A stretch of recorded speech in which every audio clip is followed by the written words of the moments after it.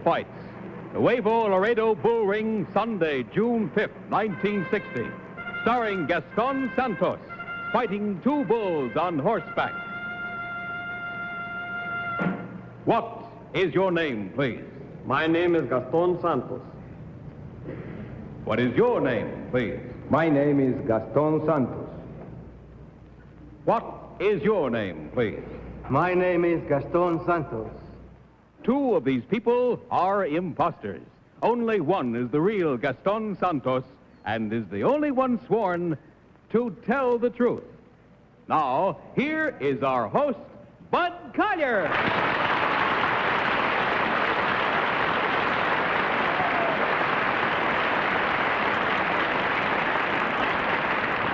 Thank you very much, and welcome once again to Tell the Truth, brought to you this week by Helene Curtis, makers of fine beauty products, creators of Suave hairdressing and conditioner, and America's #1 hairspray, Helene Curtis Spray Net.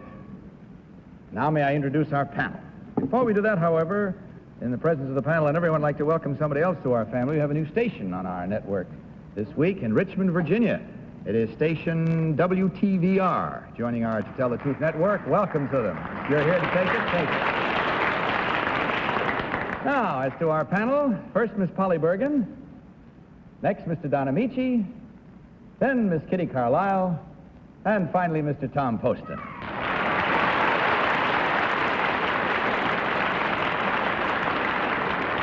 Will you please follow along with your copies of this first affidavit, panel, as I read it to you? I, Gaston Santos, am a rejoneador. That is, I fight bulls from horseback. Although I am Mexican, I learned my art in Portugal. I have fought more than 300 times and have more bulls to my credit from horseback than any other rejoneador in the world. I also am a motion picture actor and have won 2 Mexican Film Awards. Signed, Gaston Santos.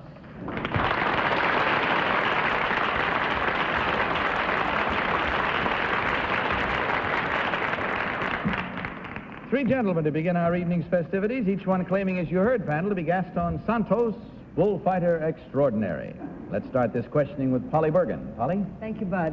#1, what countries insist on having bulls fought from horseback? None. #2, are there not some countries where you fight bulls only from horseback and not, in other words, they do not allow them to be fought? No. No? There isn't any, #3? #1, are there any countries where you are not allowed to kill the bull? Yes. I knew I'd get something there. #2, are the horses protected in any way? Yes, they have to be training, special training. I understand that. And #3, do they wear any sort of protection, or are they all alone by themselves with just you in a saddle? Well, they have, no, only the saddle, yes. Only the saddle. #1, Don Ameche. that doesn't seem fair somehow. You know, I don't know very little about bullfighting from horseback. Is it similar to bullfighting, regular bullfighting? #1. Yes? Do you have a barrier in that you use in regular bullfighting? Yes. What is it called? Barrera. #2, what is the name of the men on the horses in regular bullfighting? Picador. #3, what do they use as a criterion to give awards in regular bullfighting? I said what? As a criterion to give the award, such as the tail or an ear. If you are good, they give you 1 ear. Who determines who's good? How do you determine that? Well, it's the fight and the audience, the public. The audience. Kitty? #1, who is Ordonez? He's a top Spanish bullfighter. #2, what is Dominguez's wife's name? I don't know, she's a movie star, that's what I know. Do you know #3? No, I don't. #1, I wanted to continue the question of Mr. Ameche. What happens when you get the tail, the ears, the hoofs? What have you done to get all this? You make soup. Heard of oxtails. Of course, Tom. Thank you. What have you done to achieve all of this? Oh, he probably put on a very good performance. Uh-huh. You can't do any Veronica or anything like that when you're on horseback, can you? No. Do you use the cape? No. You never use the cape on horseback? No. Number 2, what do you use instead of a cape? Capote. A what? Capote Capote is muleta. a cape, isn't it? Capote muleta. Call it. Tom. Thank you. Sure. You look puzzled, Kitty. A capote is a cape, isn't it? Don't give everything. Somehow, Don't answer out of turn now. I hate to call it on you. Number but 3. Tom is questioning. Number now. 3, what is a faena? What's what? What's a faena? Faena. Means a fiesta. Thank you. Number 1, who fought a bull from horseback on television recently? Did you see that? I didn't see it, but I know who did it. It's a Rusa. Pardon me? A Rusa did.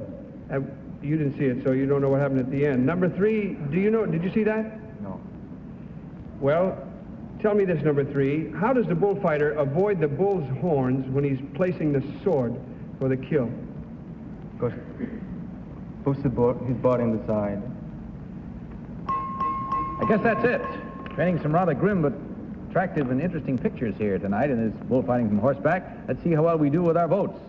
Let's place our own banderillos now with our ballots, and without consultation, will you vote for number 1, number 2, or number 3?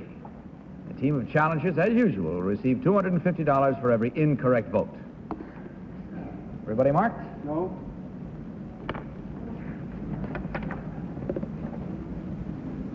There we go. Okay. Polly, for whom did you vote? Well, I voted for number 1, Bud, but it was very difficult because I know a little bit about bullfighting, not an awful lot about bullfighting from horseback, but I've done quite a lot of reading and seen some. They were all very well briefed and were very bright as far as answers are concerned, so it was really a sort of a eeny, meeny, miny, mo, and I went backwards and Mo landed on 1. Don, your vote. I voted for number 1. I scratched out... Are you Started with sure? number 2. Yes, I'm positive. I scratched out number 2. I don't know why. I just, he seemed to know most of the answers, so that's my reason. Okay, Kitty, which one did you? I voted for number 1. I know that Arusa is a Mexican bullfighter, or a bullfighter, and maybe he was the one in the picture which I didn't see. And I don't think that a faena is a fiesta. But then I thought a capote was a little cape, so... No, it's a Truman. Oh, you're sharp as a tack tonight. Tom, what about your ballot? Harry Truman? I can't believe it. I voted for number 3. I think you're right. Well, I don't know whether I am or not. faena a fiesta? I have no... My pronunciation, you know, of those Spanish words is pretty bad. My kid speaks it okay, but I don't. All right, there we have it. Let's see what kind of a story we've concocted here as to which one of these gentlemen is the real bullfighter. And we'll find out right now in our own peculiar moment of truth that comes 3 times a week on our show as we discover which one of these gentlemen is the real bullfighter. May I ask the real Gaston Santos to please stand up.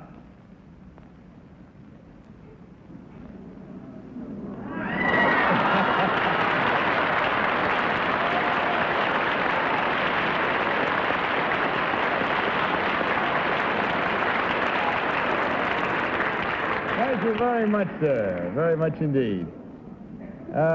I've never seen one of these from horseback, have you? No, I never have. No, not from horseback. Fascinates me. Must be very, very exciting. Could I ask a question? Yes, sure. When Arusa fights in the States now, like I know he fights in San Diego every once in a while, and of course they're not allowed to kill the bull. He doesn't fight from a horse, does he? No, he hasn't yet in the States, Well, he fought in San Diego. but on foot. Oh, yes, I see. But does he fight from horseback? He's doing that now. He started about 3 years ago. Ah, He's he an did. apprentice. He's learning. Who, Arusa? Well, no. Arusa. How about the other 2 now? May I ask you, number 2, your real name and what you really do, please? My name is Rafael Hernandez. I am from Dominican Republic, and I am a photographer here in New York. Thank you, sir. Number 3, I must ask you the same question. Your real name and what you do. My name is Roberto Zelaya. I'm a laboratory technician for New York University. Thank you, sir.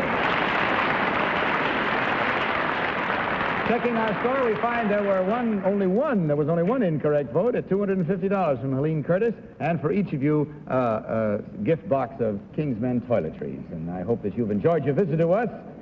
Many, many happy and successful bullfights to you, sir. Good night and hasta la vista. Now, panel, may I present our next team of challengers?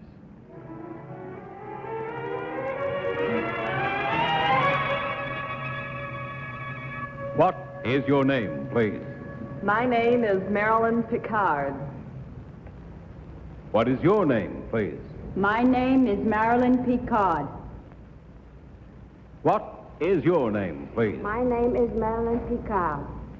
Again, will you follow along with your copies of this affidavit? I, Marilyn Picard, am head of the fingerprint section of the world's largest suppliers of crime detection equipment. My company supplies police departments from New York to Hong Kong with everything from thief-detecting powder to forgery kits. I am a recognized authority in the science of taking, classifying, and comparing fingerprints. I have taught fingerprint technique to members of police departments. I am also familiar with the newest phases of identification by means of babies' footprints and dog nose prints. Signed, Marilyn Picard.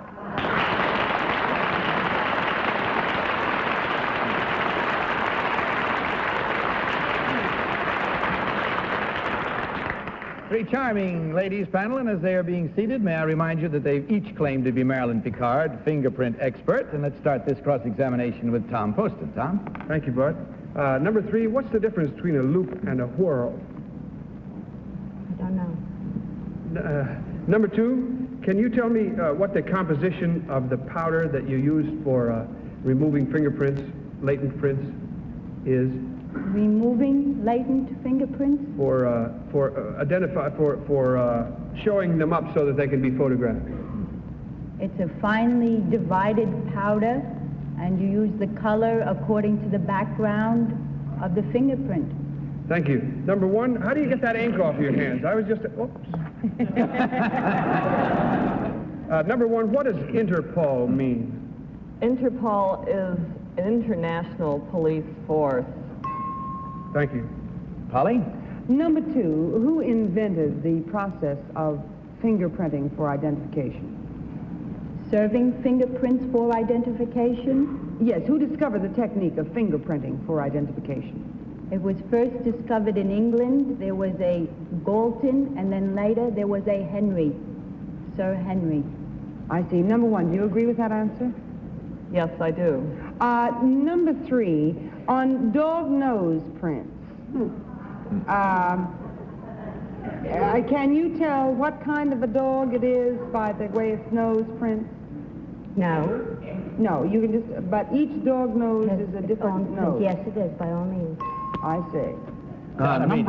Number 2, why? Number 2, why are fingerprints different? Because God made them that way.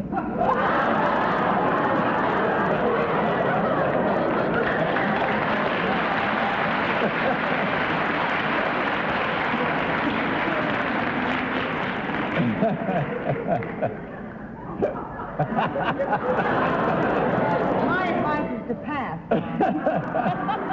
I mean, that's just my... Number 3, can you be a little more specific, please? No, I agree with number 2. Number 1? Well, you're born with your fingerprints. They're the same. Number 1. Kitty Carlisle. What is the difference between a whirl and a loop? A whorl is a circle. A loop is not a circle. Uh-huh. Now tell me something. Does a dog's nose have whirl or loops? It has neither. It has islands. He has islands, the dog's nose. Number 2, can you tell me where your company is? Yes. Our company is located at 299 Broadway in New York City. Is that where your company is, number 3? That's right. Are you American, number 3? Yes. Well, we're coming right back to Tom Poston again, it looks like. No, another question. No, I'm sorry. There's the final bell that finally came through, and that final bell says that we must mark our ballots right now. I'm sorry, was I supposed to do say our something? voting. I have another question. No, but no one sent me the final signal, you see, so I know I was going to round robin again all the way through you all. So will you mark Don your has ballots another and- question. Mark your ballots happened to the and ballot vote for papers? number 1, number 2, No, I think we should go on strike. and number 3. Don't say rush to me, okay? You go on strike, I'll darken the theater. Let me see now. Well, I mean, it's obvious. One of them. It's one of them, right, Polly? Yes, I mean, that I could guess immediately. And, You're going to lose time on questioning the next round if you don't get these ballots in. I'm sorry. Well, I know, but... Everybody marked? All right, Polly, whom did you vote this It can't time? be number one because it was number one last time. That's why we you all voted. know, but you never do that in a row. Number three didn't know the difference between a whirl and a loop, and I don't know the difference between a whirl and a loop either. And whether it's important or not, I don't know, but I didn't vote for her because of it. Number two, I don't know. I think it's one. I mean, we all, everything. But I thought she, I was hoping she'd come up with something a little more technical, on the fingerprint thing, though what she said was certainly very accurate and nice. If you mind running through that again just briefly for us, Polly. I voted... Oh, never mind. Don Ameche, please. I voted for number one. It's a pure guess. I couldn't get the head or tail out of any of these. Well, I mean, I could have said that, too, But... Kitty, please. I voted for number three on the basis of the way she said her name. And Don, My nurse discarded that years ago. your vote, Don. I don't know why she said that. I voted for number two. I guess. Is that enough? Okay, fair enough. And as we reckon up our score, we'll find out who's right and who's wrong. If you're playing along with us at home, see how well you did. As we find out right now which of these ladies is the real fingerprint expert. So will the real Marilyn Picard please stand up?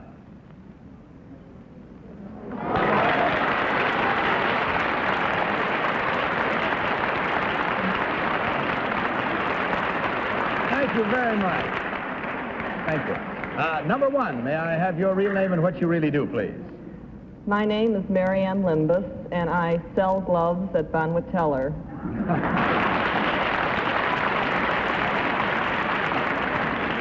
And finally, number three, what is your real name and what do you do, please? My name is Yvonne Sergent. I'm a fingernail specialist with Saks Fifth Avenue. You are a fingernail specialist? That's What is right. that? I help people grow their fingernails and add human pieces to the length they desire their nails to be. I'm sorry I asked. Well, in any event, let's check the score here. There were three incorrect votes at $250 each for a total of $750 from Helene Curtis and a gift package of Kingsmen toiletries for your gentlemen. Thank you very much for being with us. Good night and good luck. And here, panel, is our third team of challengers.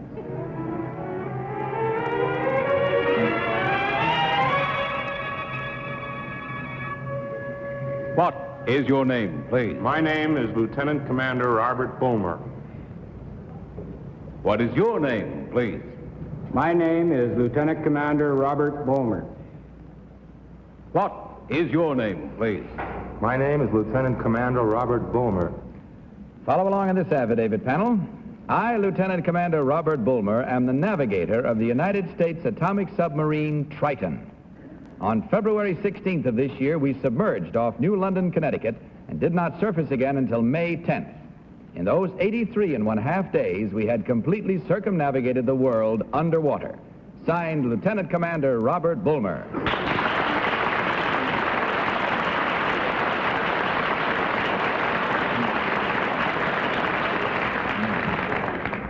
This time, we are faced with the fact that one of three gentlemen claimed to be Lieutenant Commander Robert Bulmer, navigator of the atomic submarine Triton, and we'll begin this final round with Don Ameche. Don? Number one, is there a difference in pay for submarine duty and the rest of the Navy? Yes, there is. Number two, about how much difference? Well, it varies with the rank or rating. Number three, are the men in submarine duty fed any differently from the rest of the Navy? No, sir, they're not. Number one, do you agree with that statement? I think the food is uniformly higher than most of the other branches of the Navy. Number two, how many horsepower is developed in your vessel at top performance? That is classified information. Number one? I must agree, it is classified information. Must agree it's classified. Number three, what is the overall weight of your vessel? 6,000 tons is the floating displacement. Number three. Thank you, Kitty. Number three, what kind of martinis did you have on this trip? There was an occasion when we had olives with a glass of water. Number two, what kind of cigarettes did you smoke? I smoke Herbert Toreador. On this trip? During most of the trip. Huh? During most of the trip. Number one, where did you broach this submarine? We came up off Rehoboth Beach, which is at the mouth of the Delaware. Number three, where did you broach? Well, I've heard of broaching. Can you answer number There three you are. for the young lady? May I, Bud? Tom, please. If you're talking about where we let the man off, that was off Montevideo. Number one, please. I'll go back. I'm sorry. He said he let a man off at Montevideo. let the man off. It was off Montevideo. Number one, let me ask you, what is a vector? A vector is a navigational diagram that corrects your course, your dead reckoning course, and compensates for currents. Thank you. Number three, how do you establish position navigation-wise in a submarine? Well, we use mostly dead reckoning, but we cross-checked with star fixes and with radar fixes. Thank you. Polly? Do any of you gentlemen have a screwdriver? I broke my glass.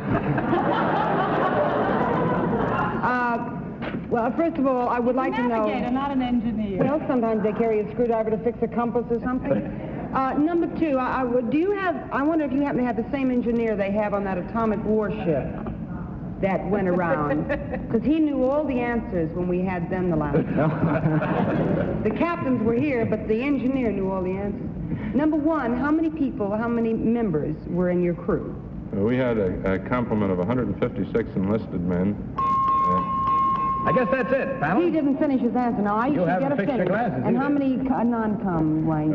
We had... Will you please mark your ballot? And in doing so, you sneak, vote for number one. Well, I mean, it's only fair. Number two. Do you have a screwdriver, Bill? Or number three. All right. Everybody mark their ballots? Yeah. Okay, Polly, for whom did you vote? I voted for number one because I voted for number one every time tonight. Yes, you have. You've been consistent. Also, I don't know, I just had a feeling I disqualified number three on a couple of answers, so it's probably him. But I had a feeling about number one. His answers seemed to be very correct. I didn't get to hear the complete answer on the last one, but Why I not, imagine Polly? it would have been correct if Bud had allowed me to hear it. Don, your vote, please. I also voted for number one. I've been under the impression that the food was a little bit better on submarines than it was in the rest of the Navy. Okay, Kitty? The questions he answered. I voted for number three. He knew that they had a martini made out of ice water with an olive in it, which I read about. Number two was obviously lying because nobody was allowed to smoke on the whole trip. And number one didn't know where anybody broached. You did a great job for us on our ultimate sponsor. Tom Poston. I feel kind of lousy about this, whatever that word means. My English teacher is watching. Forget I said that. I feel poorly about this for two reasons. One, because it doesn't agree with this charming lady on my right. And two... Who'd you vote for? Oh, who did I vote for? Oh, you and me voted. Oh, then I agree with one charming lady on this panel. But the other reason is because she was so smart about why she thought it was number three. Oh. All right, there you have it. Another wrap-up, and let's see as we unwrap it and find out who the real one is, how right or wrong we are.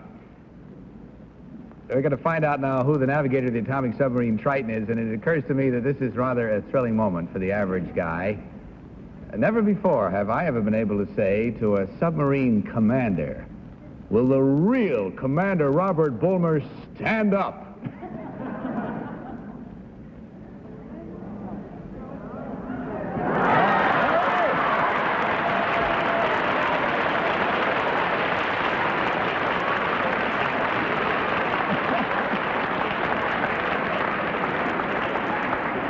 Have to make it quick, Kitty. You have a It said question? nobody was allowed to smoke on this trip. What Only happened for to a you? period of 3 days, ma'am. Only during a period of 3 days? That's right. Besides, he's a lieutenant commander. They sneak him. Number one, answer your real name and what you really do, please. My name is Ken Nolan. I'm the New York District Manager for the Harris-Seibold Company, a manufacturer of printing presses and paper cutters for the graphic arts. Thank you, sir. And finally, number three, your real name and what you do, please. My name is Edward Ross. I'm a fence salesman for Federal Fence Company in Brentwood, Long Island. checking the score, we find that there were no correct, all incorrect. They're $250 each for a total of $1,000 from Helene Curtis and a gift package of Kingsmen toiletries for each of you. Thank you, gentlemen. Happy sailings to you all. Good night and good luck. Well, that's all we have time for tonight, panel. I'm sorry to say, I'd like to continue this longer, but we can't. So good night, panel. Good night, Bud. Bud Collier saying good night from Helene Curtis and reminding you to tell the truth. Good night, everybody. This week's show is brought to you by Helene Curtis, makers of fine beauty products, creators of Suave hairdressing conditioner, and America's #1 hairspray, Helene Curtis Spray Net.